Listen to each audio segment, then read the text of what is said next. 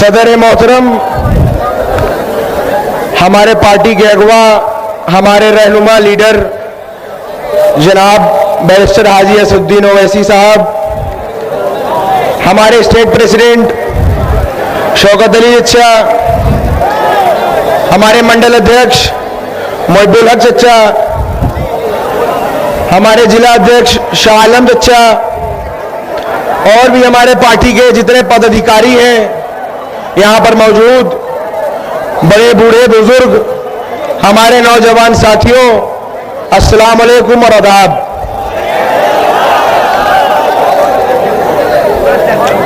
मेरे बड़ों बुजुर्गों, मुझे खुद बड़ा अजीब सा लग रहा है कि मैं आपका कल का बच्चा आकर इस मंच पर एक सियासी भाषण दे रहा हूं। मुझे एक झिझक थी कि जहां पर इतने बड़े बड़े सियासतदान मौजूद हों, जहां मैं अपने बुजुर्गों के बीच में हो जाऊं, वहां पर उनका कल का बच्चा एक क्या भाषण दे। लेकिन जैसा कि मैं एक सियासी घर में पैदा हुआ और बड़ा हुआ, जो कि मैं एक तालिबे इल्म हूं, अभी एक स्टूडेंट हूं, लेकिन सियासी माहौल में रहा।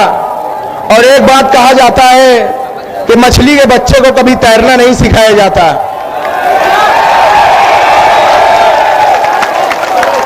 वही खून मेरी भी रगों में है, वही हौसला, वही ताकत, वही जज्बात मेरी भी रगों में है, लड़ने की कुव्वत मेरी भी रगों में है। उसी बाप की औलाद हूं मैं भी।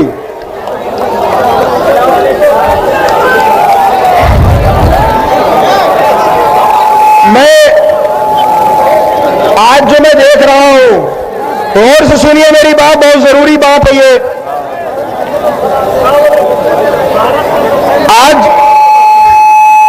आज इतने दिनों से मैं देख रहा हूं और एक जमाने से देखता आ रहा हूं, और अपने अब्बा से बात करने के बाद, और उन्होंने कहा कि एक लीडर हिंदुस्तान में है, इतना अपडेटेड, इतना हाईली लर्नेड लीडर मैंने अपनी जिंदगी में नहीं देखा।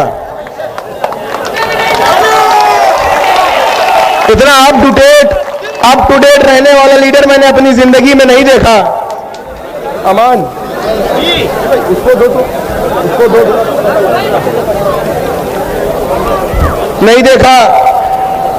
एक निजी वाकया बताऊं तो जब अब्बा जेल में थे, अभी गुजरात जेल में पहुंचे, उनको महज 2 साल से वो जेल में है गुजरात में। तो जब से वो गुजरात जेल में है, वो 2 ही चीज लाने को कहते हैं। एक अर्तुगरुल की सीरीज ले आ दो, कहते हैं कि एक अर्तुगरुल की सीरीज ले आ दो, और जनाब असदुद्दीन ओवैसी साहब की स्पीचेस ले आओ। यहां तक कि ये जुनून उनकी स्पीच को सुनने का कि जो जब सांसद थे उस समय के जो अब्बा के पीए थे, उनको दिल्ली में कहलाया कि जब मैं सांसद था और उससे पहले उस जमाने के जो असदुद्दीन ओवैसी साहब की स्पीचेस हैं वो मुझे पेन ड्राइव में करके जेल भेजो, ये तक कहलाया गया।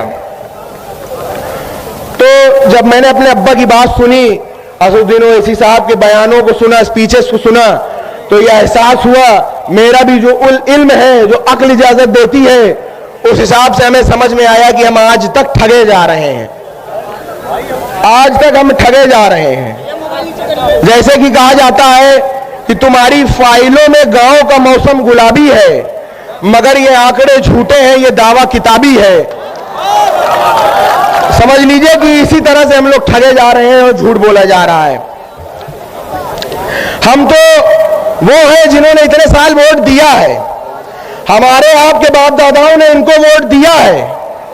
अगर आज हम खुद वोट मांगने की बात कर रहे हैं तो हम क्या जुल्म कर रहे हैं? क्या जुल्म कर रहे हैं बताइए? अगर हम वोट मांग रहे हैं तो हम गलत कर रहे हैं।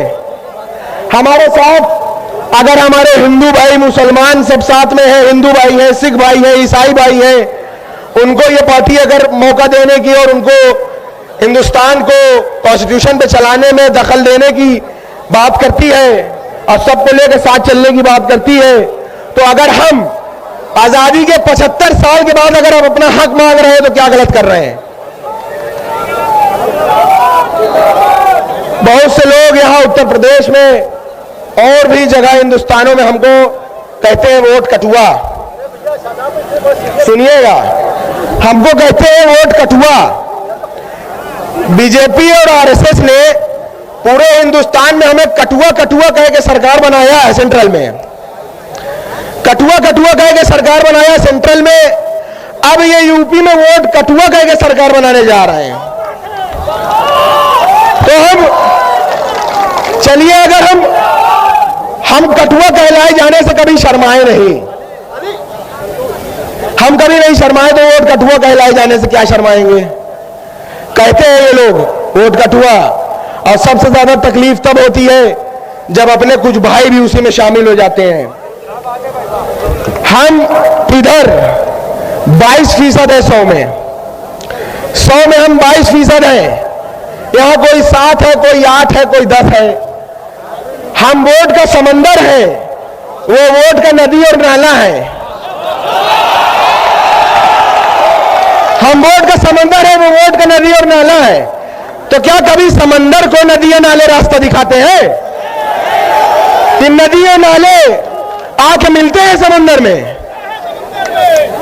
आके ये मिलते हैं हमें, ना कि हम इनसे गुजरते हैं। ये अपने अंदर एक एहसास लाइए, कभी किसी से कम ना समझिए।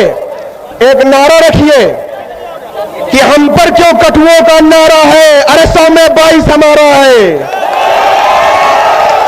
हम पर क्यों कटुओं का नारा है, 100 में 22 हमारा है। अगर मैं बचपने की बात करूं कुछ, तो मैं छोटा सा था, सुनिएगा। तो मैं छोटा सा था और स्कूल जाता था पढ़ने। 1 मिनट यार, भैया सुन लो, जरा सुन लो यार, बात ना करो, सुन लो। जब स्कूल में जाता था तो देखता था दीवारों में लिखा होता था कि तेल लगाओ डाबर का, नाम मिटा दो बाबर का। और लिखा होता था कि मुसलमानों तुम्हारा स्थान पाकिस्तान या कब्रिस्तान। तो ये मैं सोचता था कि ये किसको कहने की बात कर रहे हैं। मैं स्कूल जाता था तो पढ़ता था कि बाबर तो एक राजा था, औरंगजेब एक राजा था, ये किसको इशारा करने की बात कर रहे हैं। बाद में मुझे एहसास हुआ कि ये हमें इशारा करते हैं। और यही लोग जो हमारी माँ बहन बेटियों को बेवा करने की बात करते हैं, अगले ही पल हमारे हिमायती बन के तलाक की बात करने लगते हैं। ये कहां करे वहां से बताइए, इन पे कैसे भरोसा करा जाए? आप खुद सोचिए कि एक तरफ हमारी माँ बहनों को बेवा कर रहे हैं, दूसरी तरफ तलाक की बात कर रहे हैं। यकीन करने लायक है कि नहीं है ये लोग? आप बताइए। और हमसे बड़ा देशभक्त कौन है? हमारे पास चॉइस थी, चाहते तो जा सकते थे। कौन है हमसे बड़ा देशभक्त? चॉइस थी, हमारे पास जा सकते थे लेकिन रुक गए। हम वो नहीं है जो कराची चले गए, उनमें से नहीं हम रुक गए। चाहते तो चले जाते बाप दादा हमारे, लेकिन नहीं गए, रुक गए। और हमारी पुश्तें यही दफन होंगी इंशाअल्लाह इसी मिट्टी में। ये हमसे वफादारी का सबूत मांगते हैं, वफादारी का सबूत मांगते हैं ये लोग। और ये भी सुन ले कि जरूरत पड़ेगी तो इसी मिट्टी के लिए कुर्बानी भी देने को हम हाजिर हैं, कुर्बानी भी देंगे हम। और हमारा मजहब भी सिखाता है कि जहां रहो उसके वफादार रहो, वफादार रहना जरूरी है। और ये अब्बा ने तब भी कहा था कि ये लोगों, ऐ सियासतदारों सुन लो, हम सीने पे गोली खाएंगे, मुरली मनोहर जोशी तुम सीने पे गोली नहीं खाओगे। ये अब्बा ने बोला था।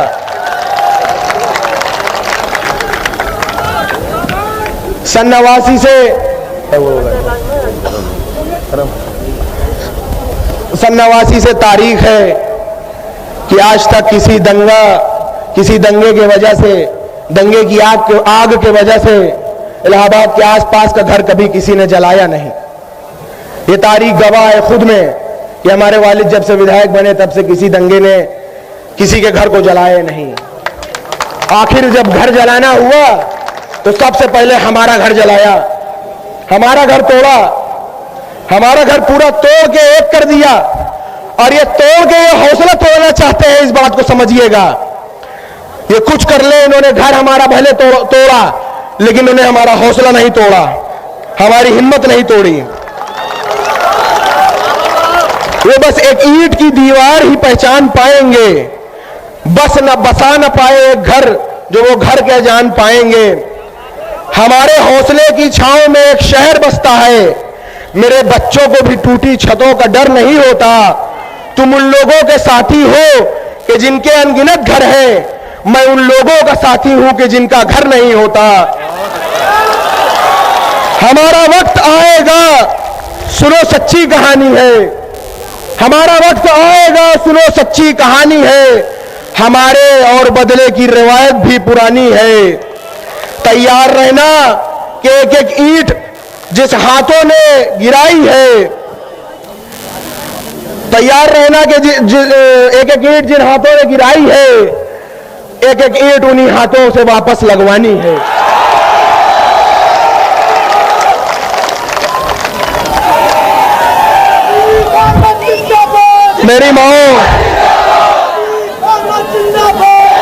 मेरी माँ से कहा मैंने, मेरी माँ से कहा मैंने कि अब्बा ने जुल्म के खिलाफ आवाज उठाई। आज 26 साल से उन्हें जेल में देख रही हैं। मेरे चचा को जेल में देख रही हैं। मेरे भाई को, अपने बड़े बेटे को जेल में देख रही हैं। कल को मुझे इस लड़ाई में शहीद होना पड़े तो आंसू न बहाना। तो उन्होंने जवाब दिया कि तुम्हारे बाद मेरे 3 बेटे और हैं, और उसके बाद मैं अपना आंचल फाड़ कर इसको परचम बनाऊंगी, लेकिन अल्लाह के सिवा किसी के सामने सर न झुकाऊंगी।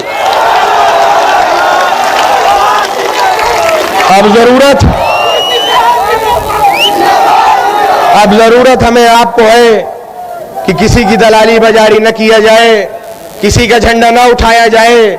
झंडा उठाया जाए तो अपना झंडा उठाया जाए, बात की जाए तो अपनी बात की जाए, किसी और गैर की बात न की जाए। हमारे साथ अगर हक पे चलने वाले लोग हर तरीके से जुड़ने को तैयार हैं, तो हम वो लोग हैं जो हक के लिए जान दे सकते हैं, एक पल को नहीं सोचते। हम उनमें से हैं। आज के बाद ऐसा करिए कि कोई नेता ये न कहे कि जाओ लग जाओ काम करो। नेता ये कहे कि हमारे साथ जुड़ जाइए, काम कर लीजिए। ये ताकत बनाइए, अपने अंदर इकट्ठा होने की ताकत बनाइए। बहुत बहुत गुजारिश है आपसे कि इस संगठन को मजबूत करिए। और अब हमारी अम्मी अब्बा के भेजे हुए खत को पढ़ेंगी, जो अब्बा ने साबरमती जेल से अपने अवाम के लिए भेजा है। अस्सलाम वालेकुम।